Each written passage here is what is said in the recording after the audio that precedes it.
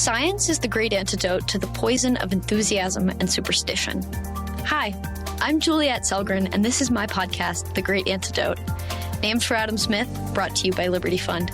To learn more, visit www.adamsmithworks.org. Welcome back. Can you imagine not only underage drinking being illegal, but any age drinking being illegal? I sure can't. I can barely even understand underage drinking being illegal. Conversation maybe for another time. But today, on August 27th, 2024, not only is it my first day back at school, but I'm excited to welcome Nicholas Snow to the podcast to talk to us about Prohibition and the economics of the whole thing.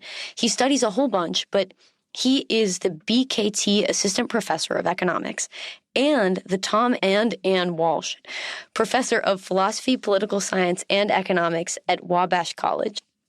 What is the most important thing that people my age or my generation should know that we don't? So this is a great question that I since you warned me you were going to ask it, I've thought a lot about, and there's so many angles I could go.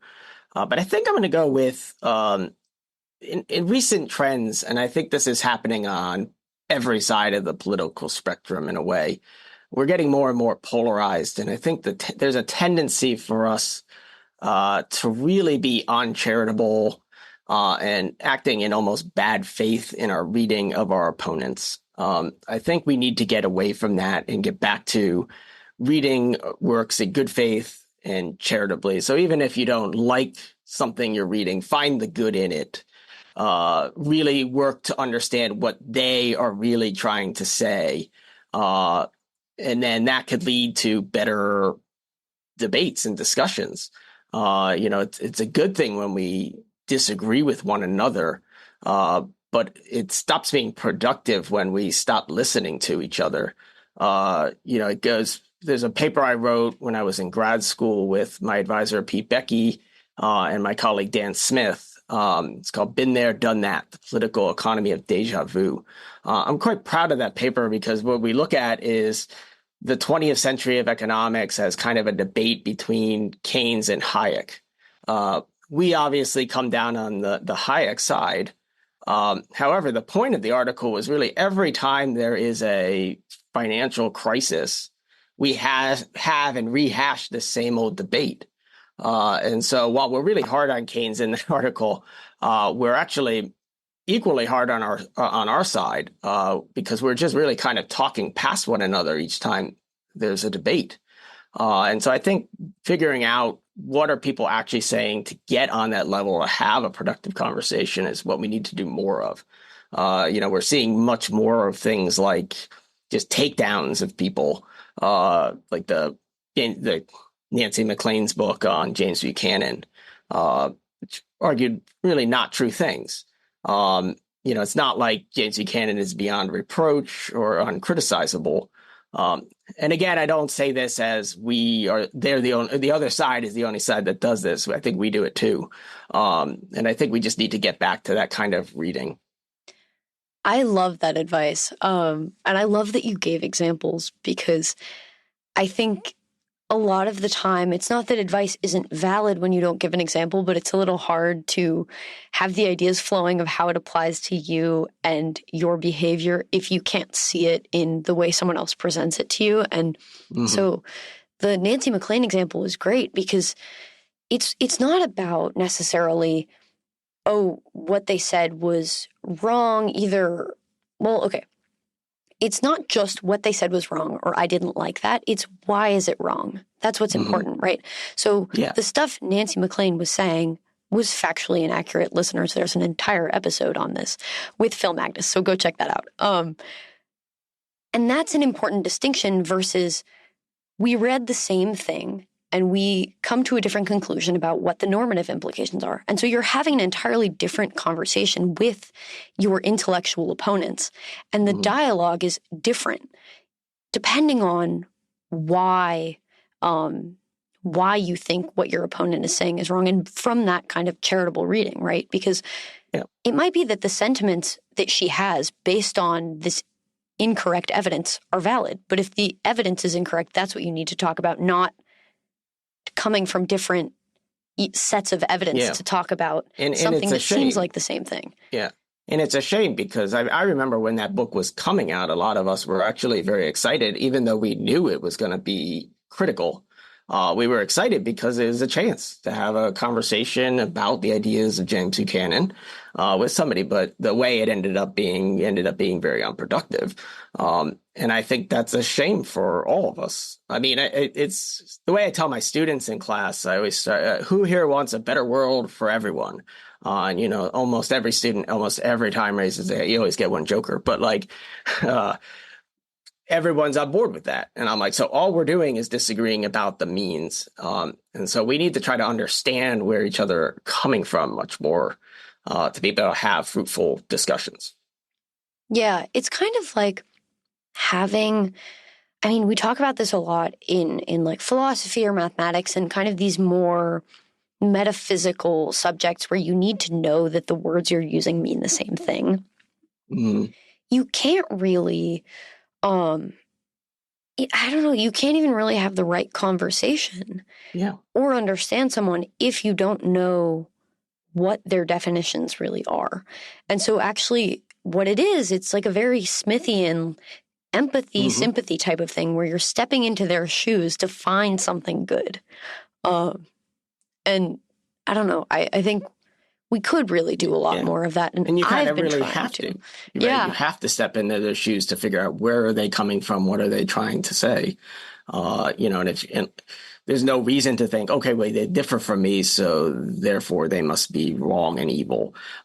We might be wrong, but I think both sides probably want a better world. And so, yeah, I think that's when the more I thought about it, I was like, this is a good answer because it is something that I think is lacking currently, but it's really a shame. Yeah. And it's great kind of coming into, well, I guess we're in an election cycle or like the beginning. I don't know. Political pundits would say we're not at the beginning. In my mind, we're still at the beginning because we haven't voted yet. But I don't know. I guess depends on who you ask. But especially the beginning of the semester, also being back at school after all of the protests and stuff last spring. And this is a good time to be thinking about this. So thank you for that. And let's get into it. I want to start with some context. So you do a little bit of everything, but you seem to be knowledgeable on kind of like the history of economic thought, but also kind of like in order to study a market and other economic phenomena, you need phenomena. That word that kind of makes me want to go phenomena. I'm up it.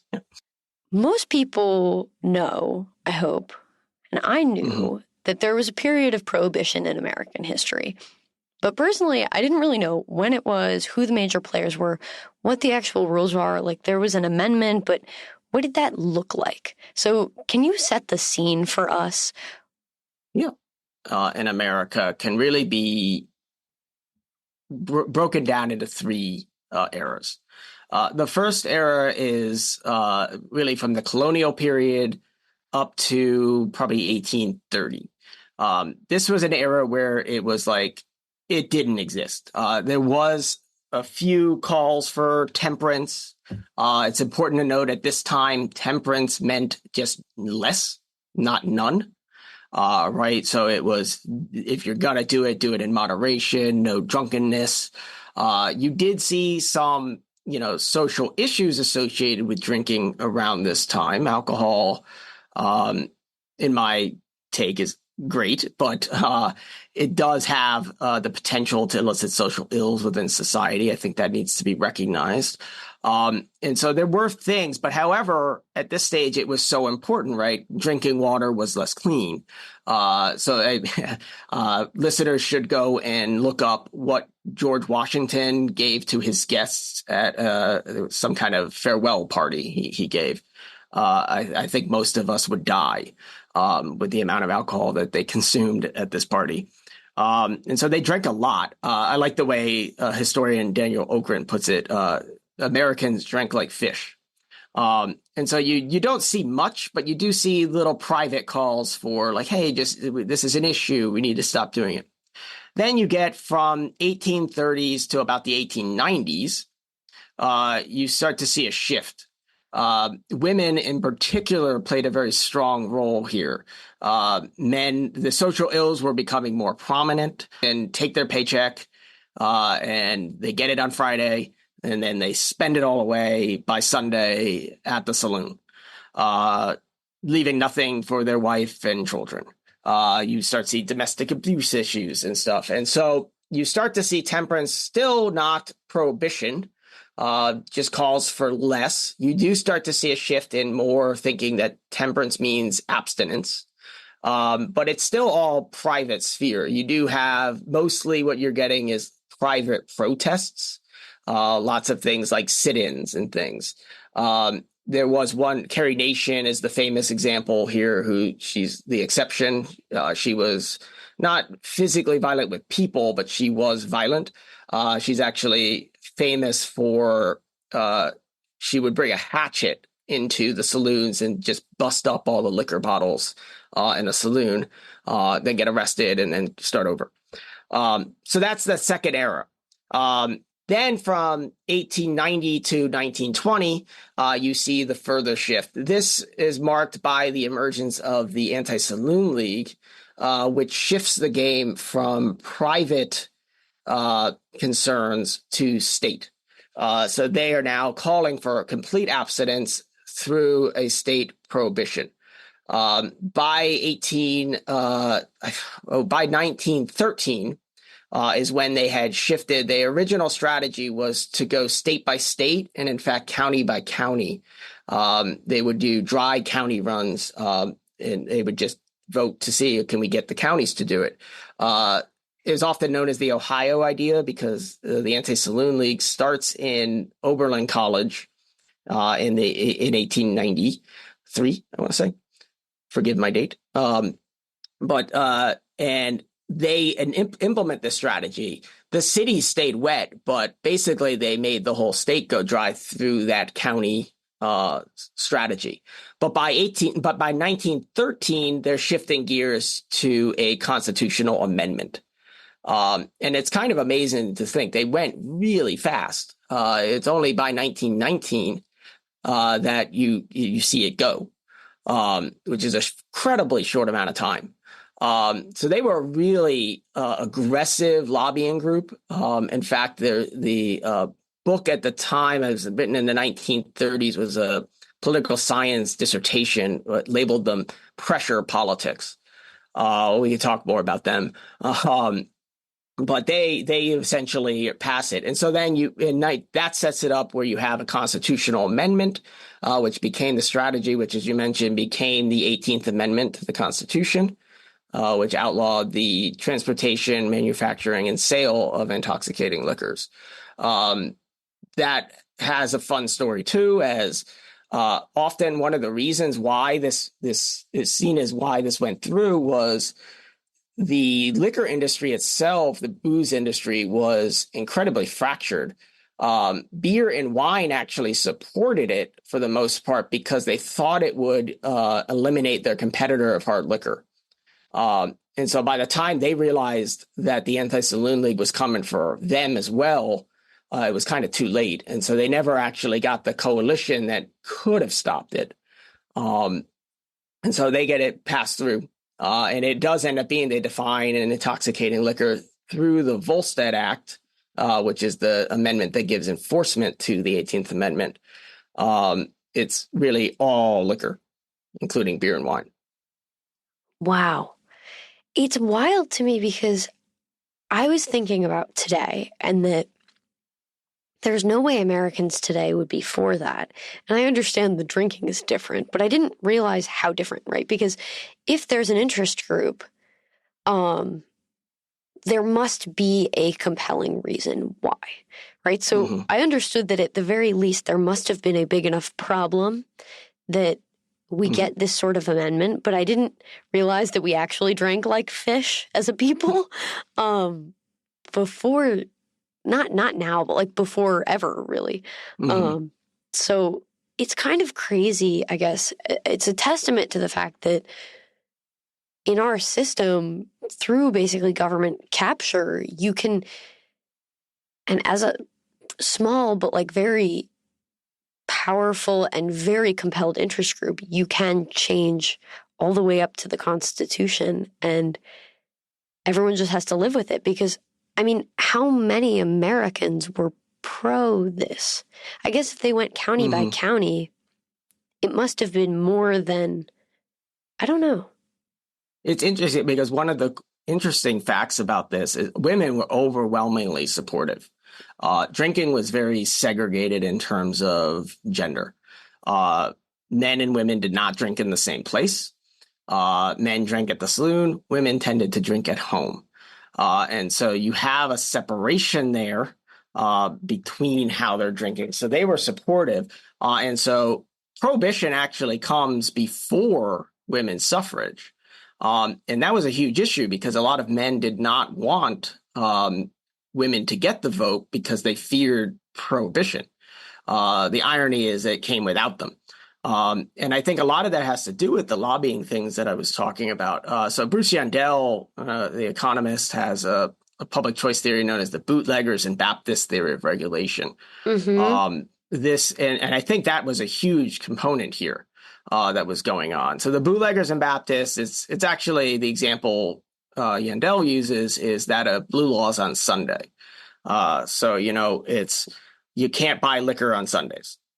Who's going to support that? Well, you're going to have the Baptists, which in this model can be, in this case, is the religious group, but it doesn't have to be. It's anyone who's really supporting any public support for this, right? So you do see that. The Anti-Saloon League would be an example of this. The Women's Christian Temperance Union are another good example. But then also people like Henry Ford. Henry Ford actually prohibited drinking for his employees at his company. And that included, like, he found out you went home and had a drink in the evening, you'd get fired. So he was another one. His support was nothing to do with religion. He believed that a sober worker was going to be a more productive worker, which maybe there was something. There were free lunches were a big thing at this time, which is really they would come and they would give you these really salty food for free so that you would then drink. So a lot of people did drink a large amount of drinking, had a large amount of drinking at lunchtime would come back. And so Fisher was like, we have to stop that. And so he supported it for efficiency purposes. And so you get groups like that, but that's not enough, right? You're going to have to this. So boot law, Baptists, right, are needed though, because the other one is the other group, the bootleggers, are who is gaining financially from a regulation. And so in this case, we don't have bootleggers yet. In this case, there's not prohibition, although there were. Maine, for example, went dry much earlier. And so you had a few states by this time who were fully dry, and bootleggers did exist there. But most places it was legal. So who were the bootleggers? Well, some of the fun ones were things like Coca-Cola. Coca-Cola invested a large amount of lobbying to make sure this passed because they were a unique case. They were going to be, of course, a substitute. You can't drink, but then you can't drink a beer, have a Coke. But then also they were a unique, important step, and the amount of mixed drinks explodes during Prohibition because the quality of the liquor drops. And so they're, yes, a substitute, but they're also a complement because people were diluting their bad tasting liquor with Coca-Cola and other things. And so Welch's grape juice, big supporters, anyone who gave kind of financial support.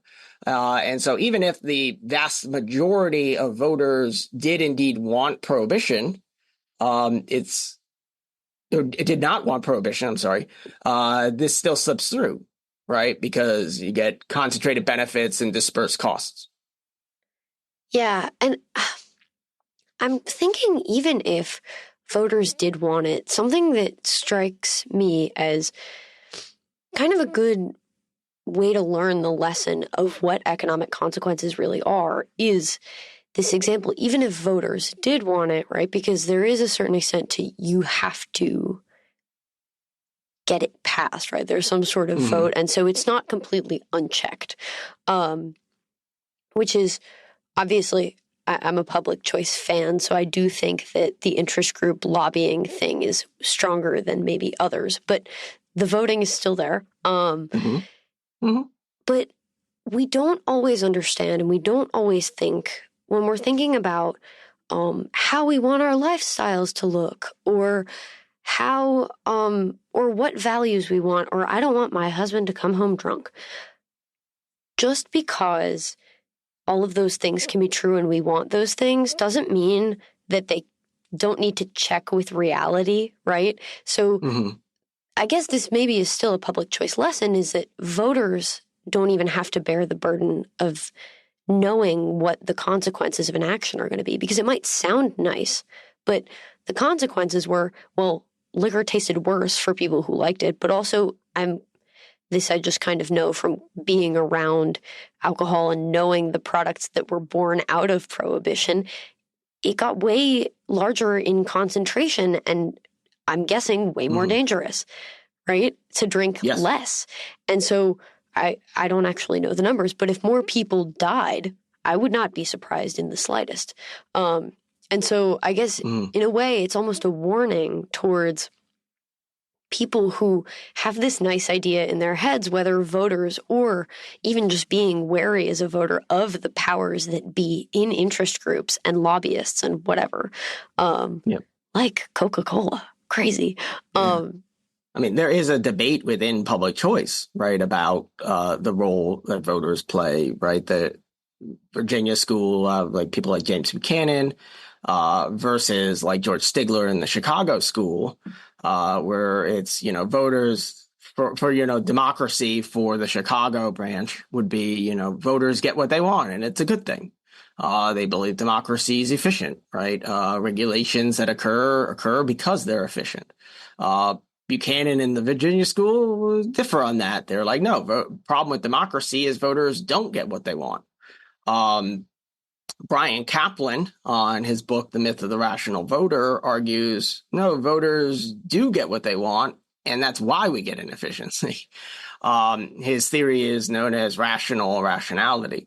I actually have a paper with Michael and Deanna Thomas about this, about rational rationality and the 21st Amendment, which is the repeal of Prohibition. What we argue in that paper is, okay, as you said, these negative things happened. One of the things that drew me to alcohol prohibition is it's just such a clear case of this didn't work. I really don't know many modern day people who are going to argue alcohol prohibition was a rousing success. If anything, it was a unmitigated disaster. There's a reason we don't talk about it anymore. It has to. I mean, it's also, they thought, oh, we got this for life. This was a constitutional amendment. There had never been a repealed amendment. 13 years later, it's rational. But it's rational to do this. Why? Well, because there's benefits to holding irrational beliefs, right? So protectionism, economists would say that's a bad thing.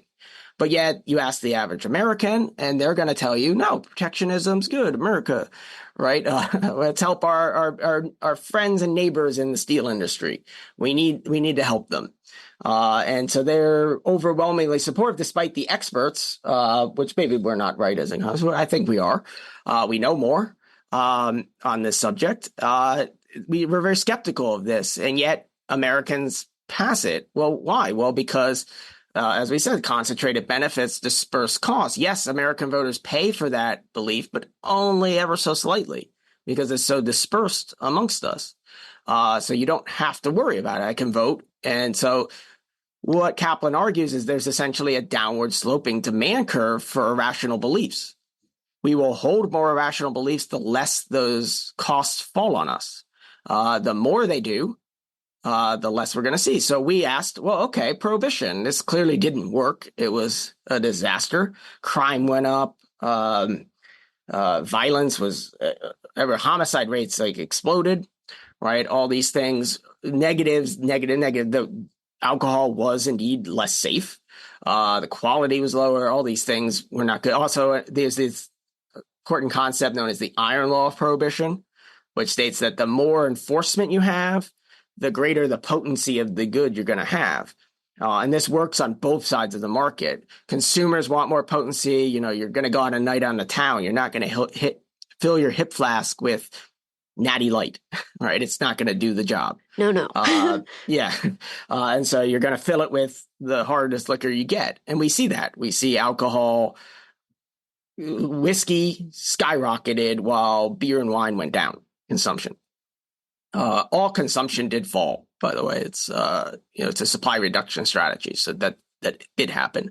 However, it rose steadily throughout Prohibition. It fell to 30% of the pre-Prohibition level, so a 70% drop.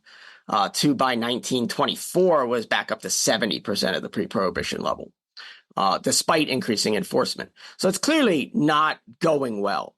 And so we were thinking, okay, we have to apply Kaplan's theory to this. What happens should we see this? Given that Kaplan's theory, the more the costs fall on you, the more we should see people abandoning prohibition. And what we found was the Women's Christian Temperance Union, again, women were a big role in this.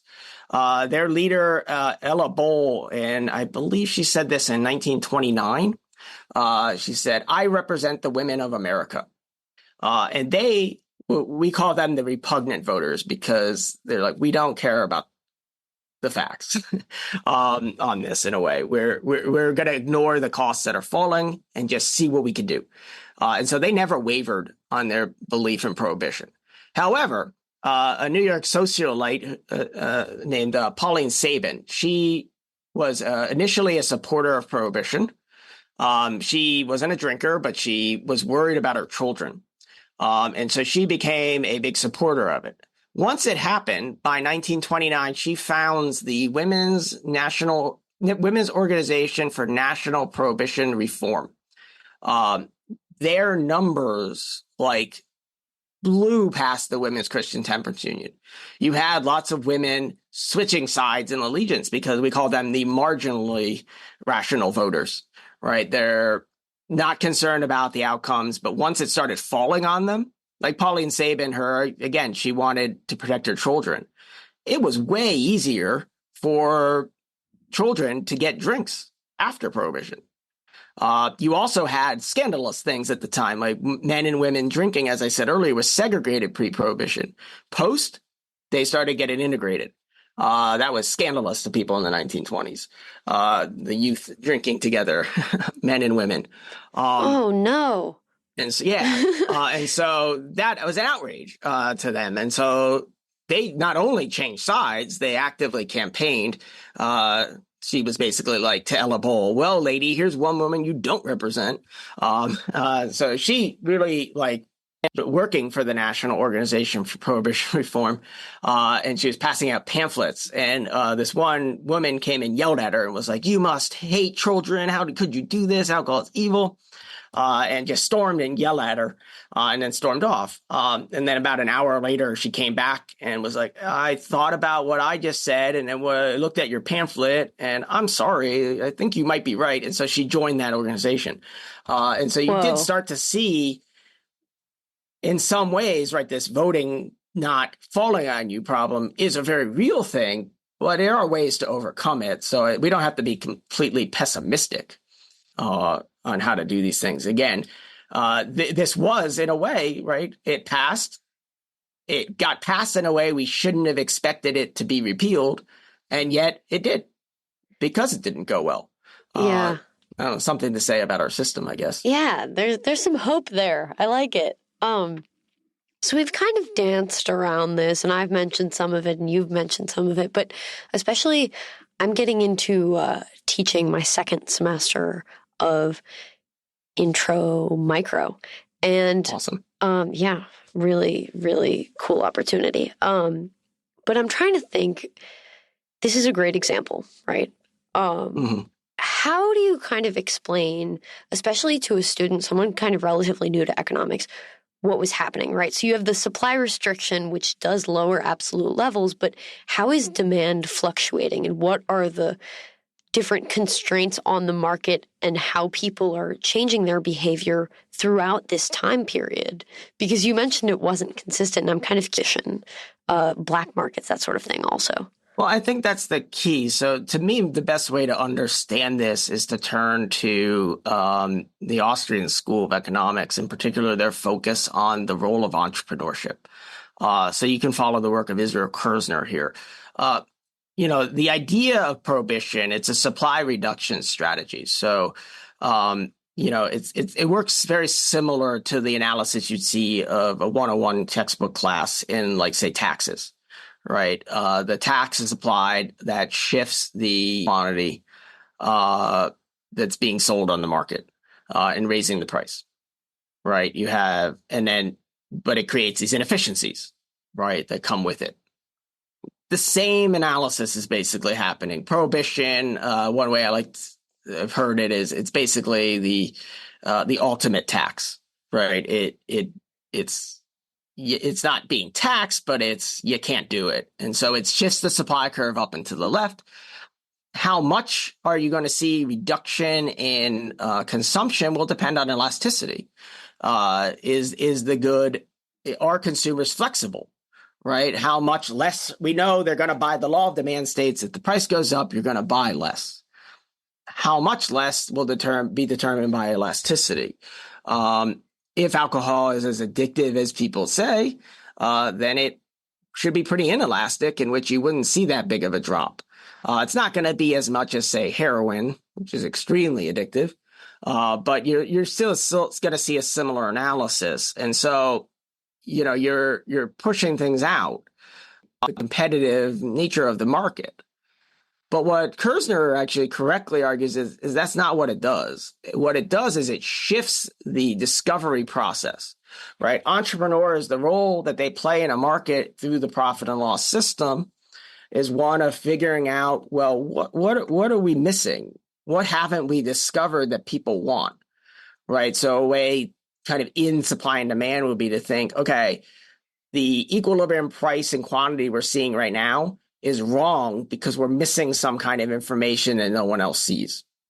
Once the entrepreneur comes in, introduces their concept, people shift away from it, right? And so with that, entrepreneurs in this case don't get eliminated by this strategy.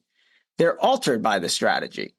So the first thing that can think of is who's going to be selling this. I like to frame it in terms of thinking about it like who's going to be left in this market? What is the comparative advantage you need to succeed in this market? Is it someone like Mr. Rogers from Mr. Rogers' Neighborhood or Al Capone? Who's going to have the skill necessary to still make a profit in a market where you're actively prevented from selling the good by the state? And because of that, you can't turn to the legal system, so you're more vulnerable to exploitation and crime, all sorts of those types of problems. Well, you need someone who's going to be good at protecting themselves. You're going to need someone who's good at evading the police, maybe somebody who's good at bribing the police. All those things are now going to be necessary. And so Mr. Rogers, it's not really a lovely day for him anymore.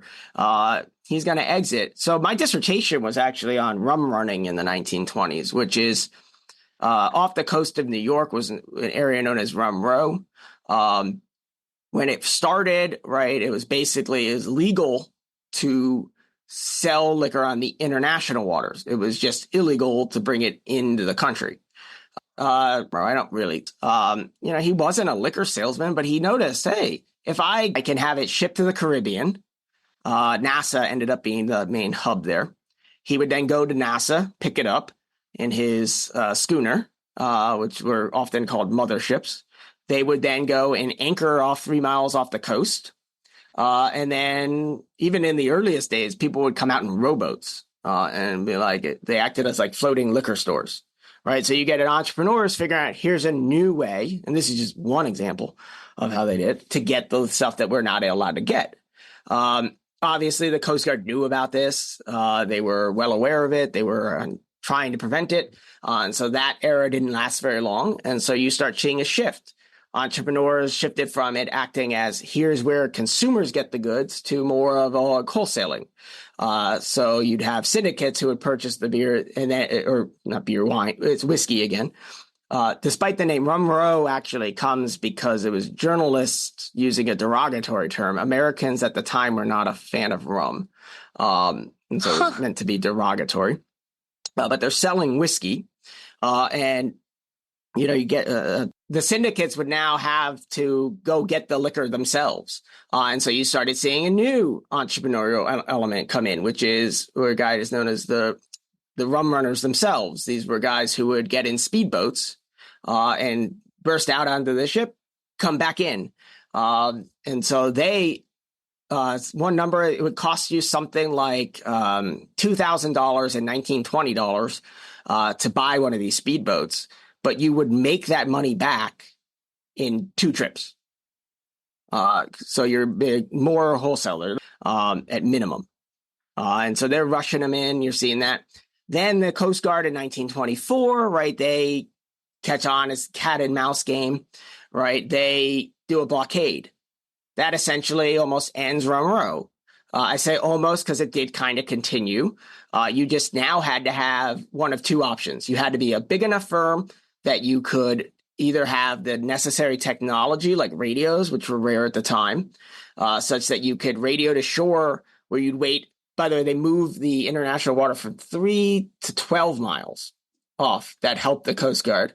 So ships would actually have to wait like 100 miles off the coast, radio in and be like, do we have a hole in the blockade? And play a waiting game. What the better firms did was just brought it right into New York Harbor. The most famous example of this was Charlie Lucky Luciano, who was the leader of the mob by the 1950s. And Mayor Lansky, who's known as the accountant for the mob, they had a syndicate the biggest syndicate out of New York. They would just bring it right into New York Harbor. They were able to do that because they had an extensive bribing network. And so you start seeing this. But entrepreneurship actually shifted. At that point, Rum Row was basically miner's deal because all of the actual importing of liquor moved from that area to Detroit.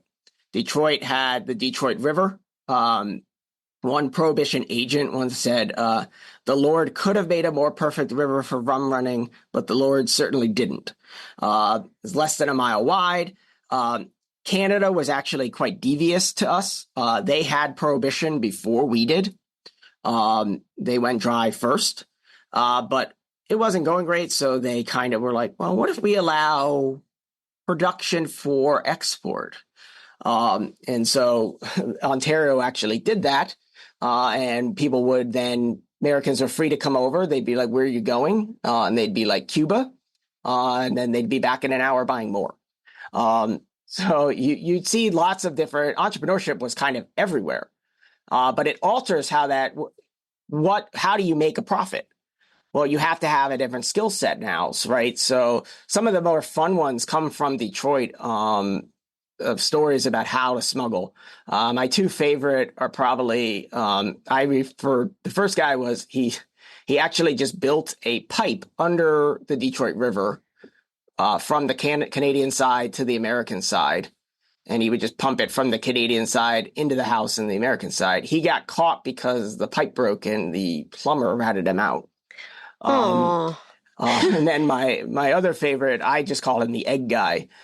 They were really perplexed by this guy. He would make multiple trips every day where he would just bring in a bunch of Canadian eggs.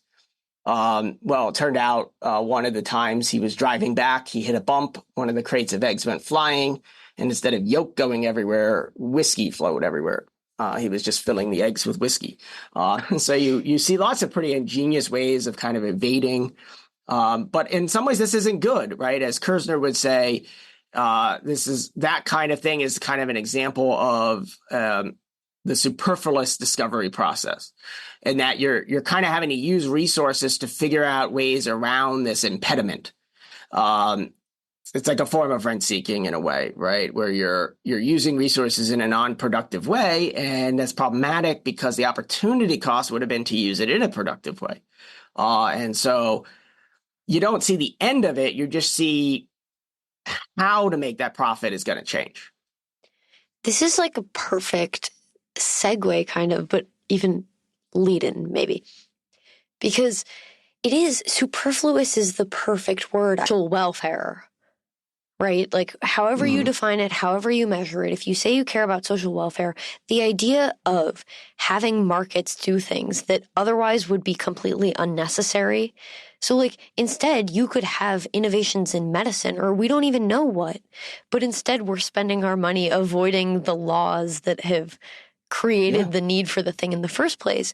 And that is just really silly to me because we have so many examples and we would have so much more innovation in more quote unquote positive, even though I mean positive to say. And I'm not saying we can decide or measure it, but we know for certain that avoiding prohibition when you could innovate elsewhere is probably a waste of time, right? And so what I want to know is how you kind of use this case to think about people who either want to prohibit other sorts of things today or get somewhere close to that by sugar and like the big gulp New York thing is probably what comes to mind for me. But that you kind of apply everything that we can learn from prohibition to these other forms, these kind of deceptively nice sounding policy ideas that could actually be really not only ineffective, but kind of a waste and not great. Yeah, I think the answer is more economics, in a way. I mean, one way to think about it, I always struck by a Hayek quote. I don't know if I'm saying this correctly, so paraphrasing, but he always says economics, our job is kind of to put parameters on people's utopias, right? You're a Smiths fan, so like it's kind of like we're taking lessons to the men of the system. Right. Those people who are just so self-righteous in their plan for society that they just treat everybody like we're chess pieces. And, I'm not a pawn. I don't think you're a pawn. Right. We're not necessarily going to go about it like that. Right. And so prohibition to me is like a perfect example of that, where it's just it might even be a nice idea. I always tell students, economics is a positive science. That means we study what is, not what should be. So, my job in promoting, in discussing this issue isn't like to take my role as a classical liberal or whatever and be like, well, I am against drinking prohibitions because I believe in freedom. I do, but my role as an economist, right, instead is to say, okay, no, let's take their end as a given. So I always start it with, makes them laugh. I'm like, it's like South Park. It's Mr. Mackey. Alcohol's bad, okay? Right? We don't have to. We start with their end goal, right? If alcohol is bad, is prohibition a good means of achieving this end? You can ask the same thing for any of these. Your examples, like with the sugar, is this really the good strategy? And so I think we really just need to teach Basquiat more, right? This is really what is seen and what is unseen. Good economists look at both. Prohibitionists kind of fail to do that. They just kind of assume we want the state to do this, and we're just going to assume it can. But our job as economists is to be, whoa, that's a toughie. Now, in fairness, economists of the day were getting this wrong. I think that's important to note. It is kind of it was one of the cool finds I found, because you read economists today, very, very few are going to be prohibition. I always joke with my students. I'm like, who is against the war on drugs? Famous drug users like Milton Friedman and Gary Becker. I'm sorry, did I say drug users? I meant Nobel Prize winners. And, they're of course not drug users. They're very smart men who probably would have never touched this stuff. But they're they were against it. They're against it because of economic analysis. There's a great quote from Gordon Tollick and Richard McKenzie that's like, if only they had bothered to ask economists back then, we would have told you not to undergo this program of moral evaluation. It's a great quote because it gets at the heart of what economists today think. It's a bad quote in the sense that they did ask economists back then. The main guy leading the charge was actually Irving Fisher, famous monetary economist. He was weird, to say the least. He was a man who was not good at predictions. He famously said a week before the 1929 crash that stock prices were at a permanent high. He lost a lot of money. But he also wrote 3 books on alcohol prohibition, and he proclaimed that the alcohol prohibition was going to usher in a new era of productivity and basically awesomeness. He thought alcohol was evil and bad and that nobody should drink. Despite this, my favorite quote from him is, just because I believe so enthusiastically in enlarging the personal liberty of mankind to enjoy the full possession of its powers that I favor prohibition. So he was kind of arguing for it. However, and he, in the American Economic Association meetings, he was asked to put together a panel on alcohol prohibition. And he claimed that he could find 0 economists who were willing to go against prohibition. And so you didn't see too many economists go. It's certainly nobody really arguing against prohibition, and most just not thinking it's in their wheelhouse. But today is certainly, I think economics is really the tool that puts parameters on that utopia. Yeah, and I guess briefly, before we wrap up, how did we get from that, where I'm listening to you talk about him and I'm like, why did anyone ever listen to him? Because it just doesn't he was sound... very, his monetary economics is fine, I guess. Yeah. But it seems like it's not that you can't have 2 specialties, but some of the stock prices at an all-time forever high is interesting. I mean, okay, hindsight's 2020. I do argue. I have a paper on Fisher, and we argue. He had said this is like a deviation from his economics. We argue that that's not true. It was a lot of really bad statistics in those books. However, we argue that Fisher basically his economics. He sounds like a modern new paternalist. The reasonings he's given for why we need it are basically things like people aren't rational enough. You don't have complete information. People have limited cognitive abilities, and they lacked willpower. These were all very similar things. Of course, the difference between him and the new paternalist is he doesn't stop with minor altercations to a choice architecture. He's just like an old school prohibitionist. Yeah. So how did obviously you can kind of trace back new paternalists and nudgers, I call them, to that. But then there's also this other strain that is here, us talking about this right now. How did we get to a point where, other than maybe living through the consequences of it, the actual economic intellectual lineage kind of decides that this is not a good thing? I'm not sure what you're asking. So how did we, I guess economics as a discipline go from having not that many people interested or studying prohibition and having Irving Fisher saying these sorts of things, and then we end up here where economists kind of generally agree that that is not good. Even if you're a nudger, you don't think prohibition is the way, right? Because we've seen it fail. Yeah, I think the big reason kind of on this, Fisher, for example, was seen as a weirdo at the time for this. He was very well respected for his monetary economics, although not fully. Some of the things like he had one proposal he had, I think that dealt with the dollar, was not totally well received. But he also was like this crusading reformer. He had weird ones, like he wanted to change the calendar. I don't even know what that was fully about.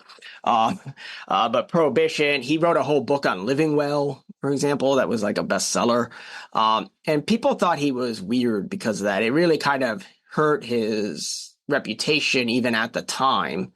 If you go read, for example, the famous Economic History of Thought book by Joseph Schumpeter, he really kind of rails into Fisher for some of this while still maintaining some level of respect for him. So he was kind of seen as a weird guy for even looking at this. So I think it was just not seen in the purview. So I think what ended up happening in a history of thought approach is probably the Chicago school did it, and arguably Ludwig von Mises, right? A lot of the guys read Human Action, and the way human action is written, it's like any human decision-making process, which made a lot of economists jump up and say, hey, we can like jump out of our usual comfort zone here and start looking at things. And so someone like Gary Becker came along and was like, let's stretch where we can apply rational choice theory to these different realms. And he's a big reason for this, right? Some of the things he did was just on discrimination, the economics of the family. But the relevant one here is the economics of crime. At the time in the 1960s, anyone looking at crime, it was like, well, what's the problem here? Well, they're either victims of the social system or they're mentally ill, is the big explanation. Becker had the unique idea of being like, well, what if they're rational, right? Can we use rationality to describe this? And so I think that kind of exercise, right, led people to realize economics can be applied in this broader sense. And once we started applying it, well, rational choice theory kind of predicts the things modern economists think, which is that this isn't a good idea. Huh.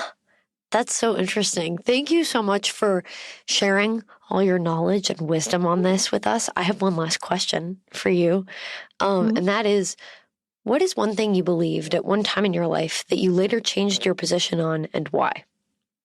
So I wanted to kind of connect this to the first question you asked Awesome. about what young people, because I think it goes back to, I was very against the Coase theorem when I was in undergrad. I had a professor who didn't like it. He basically argued that, it's that the Coase theorem makes you assume, okay, the best thing to do is to promote GDP. And so it promotes this problematic angle.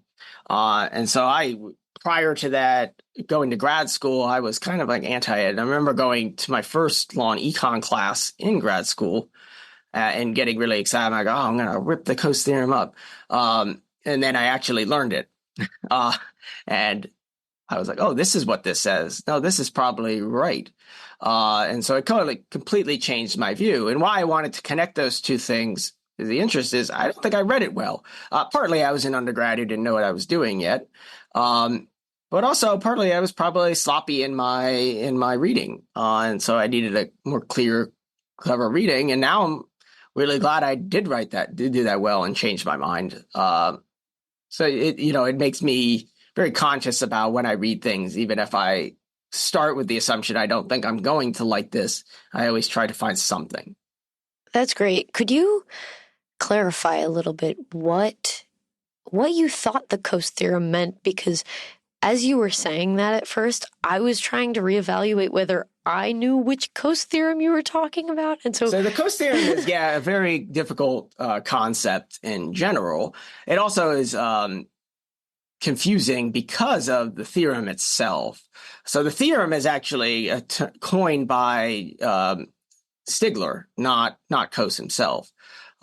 He basically presented his paper at the University of Chicago. He came, presented the paper prior. They all were like, this is dumb, and we're ready to tear it a new one. But after he presented it, like, the joke is everybody changed their mind except Milton Friedman, who changed their own mind. Because he never lost a debate. So they all left it being like, this is correct. And so Stigler was like, it's the Coase theorem. But the theorem is actually a theoretical tool that Coase is using. It's just a simplifying assumption. He's like, okay, imagine a world with no transaction costs, right? Do you need the judges to make the right call in terms of economic efficiency, right? And his answer is no, because if, say, I'm doing something like I'm dumping my trash into your yard, and let's say that I value doing this really high. I'm lazy. I would do this for, I would pay $500 a month to dump my trash in your yard. And you hate it, naturally, but you're like, yeah, but I barely use my yard. So I would only pay $100 to make this go away. Well, clearly I value it more. But if a judge says I need to stop, we can, without the transaction costs, we can stop and say, whoa, yeah, let's negotiate. How do we get to a good point where we get the efficient outcome? Well, it's really easy. I just am like, here's $150. Let me do it. And you're like, yeah, that's a win. That is basically what the theorem is saying. But that is not Coase's point, right? Coase's point is that we live in a world of transaction costs.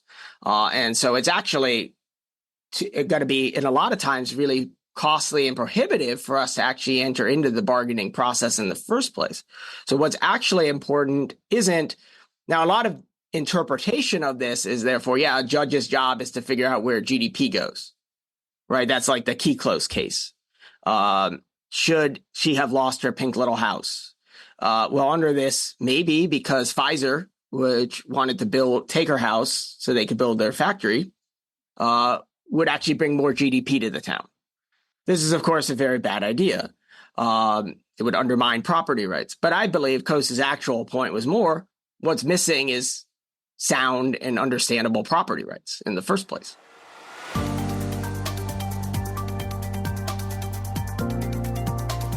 Once again, I'd like to thank my guests for their time and insight.